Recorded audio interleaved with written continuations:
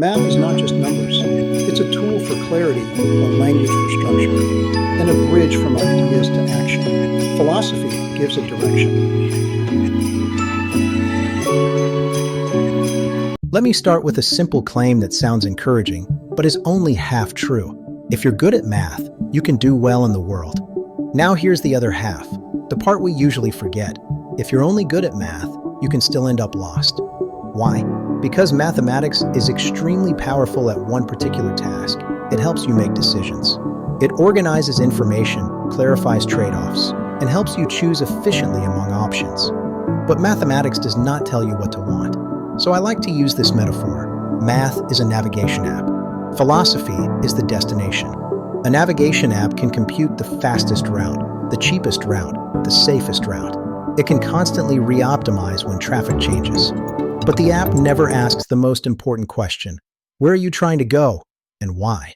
That why is not a mathematical question. It's a philosophical one.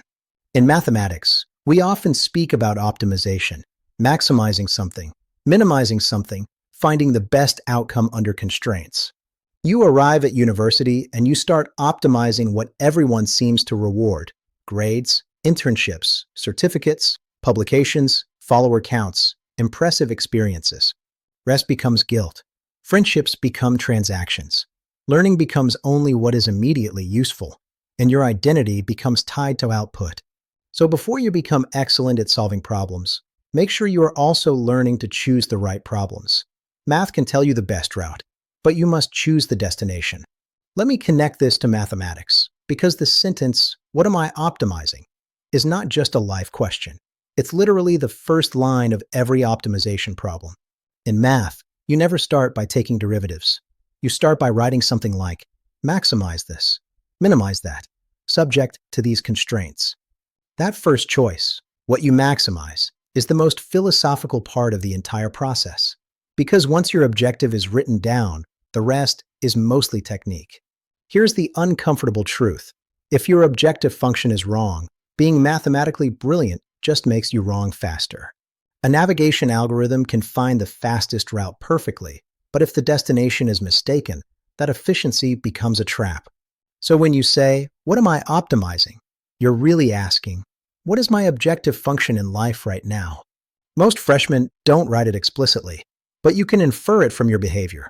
If you constantly check your ranking, your objective function might be maximize comparison. If you say yes to everything, it might be minimize discomfort. If you never rest, it might be maximize output. Now, math gives us a second tool that is even more important than the objective: constraints. In optimization, constraints are not optional. Without constraints, the solution often becomes meaningless or extreme.